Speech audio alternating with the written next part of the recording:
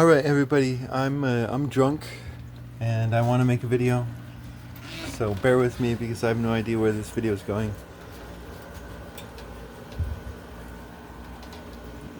But I want to talk about values.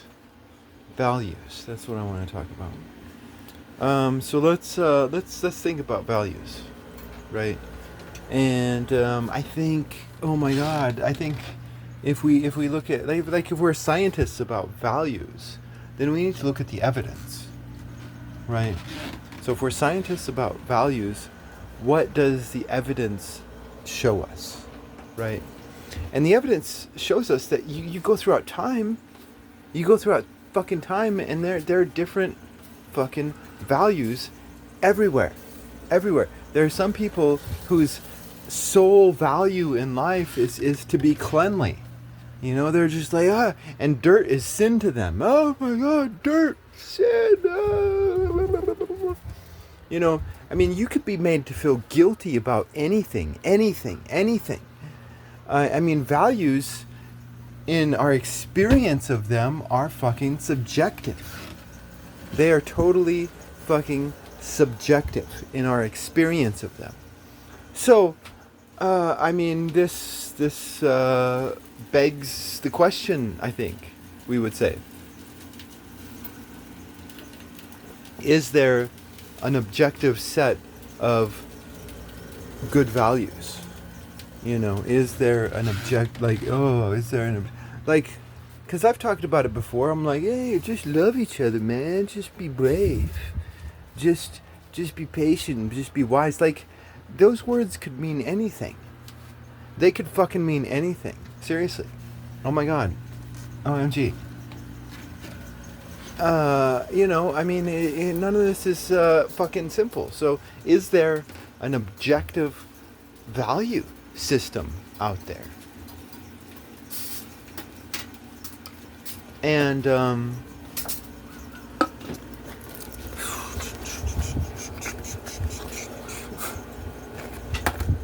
so let's tackle this. You know, one thing I want to bring into this discussion would be the modern science. Modern science has progressed in such a way, but modern science is progressing where other sciences are stagnant. They are fucking stagnant. So let's take a lot of the modern science. A lot of the modern science teaches us that transformation is a reality. Transformation is so a lot of the modern linguistic science out there, right? There's a lot of great, beautiful, awesome modern linguistic science out there, and modern linguistic science will teach you that languages change over time. You know, if you write a language down, then that language has a bit more staying power. And we're living in an interesting time with audio and video, and language may have an even more staying power. But the natural way of language is to change, right? And there's many reasons for this. That's not well, maybe it is. Let's talk about this. I mean, so language changes over time because I think it's intimate. Language is a very intimate thing. Like, a family will have their own language. They'll have their own words that they use. But not just a family, a community, a region. If a language gets too big, people in certain regions are going to have an intimate relationship with each other that they don't have with the people from other regions that speak the same language. Therefore, accents will start to occur, and then dialects, and then suddenly new languages. You know, I mean, if you look at the tribe, see, this is where modern science fails, and I'm talking about modern historical science. Modern historical science, because it's tied to nationalism, does not keep up with the trends of science. Science tells us that transformation is reality.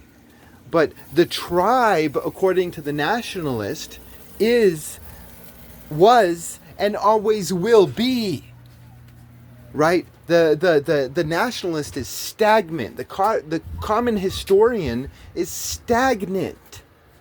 They're like the common historian, they're stagnant. They're not keeping up with the modern trends of science, which teaches us that transformation is reality. So I think this also goes to modern ethics, modern ethical discussions. You know,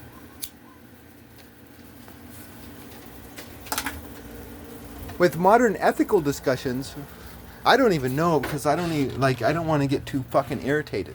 But although it'll probably be interesting and irritating, but like for me, it's like, Moses had his law. Moses had his fucking law, right? And we're all supposed to follow Moses' fucking law, right? Ugh. Right? But the problem is that Moses never had to deal with flying vehicles. Like, if you have some land and a bunch of idiot motherfuckers are flying over you, their vehicles could malfunction and they could come down and crash and kill your kids. Right? So therefore, we might need to start some air roads. Right? If a lot of us start flying like vehicles, like personal vehicles rather than airplanes, like the Jetsons, then we might need to think that, hey, we might want to have some air roads, right? So in these air roads, you fall down in a certain area, in a certain angle. You're gonna have to talk about height and this and that.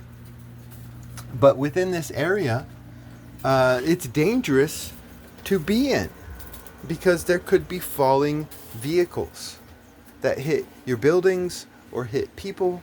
Like, Moses never had to deal with any of this shit. Like, as society transforms and changes, the discussion changes. And in the Torah, it says in the future, the law will be written on the hearts of the Jews. In other words, we're supposed to have our own conversation with God, each one of us. No one's supposed to come in and dictate the objective fucking values to you. I mean, ultimately, I do believe there could be an ultimate objective values, maybe, but that's all like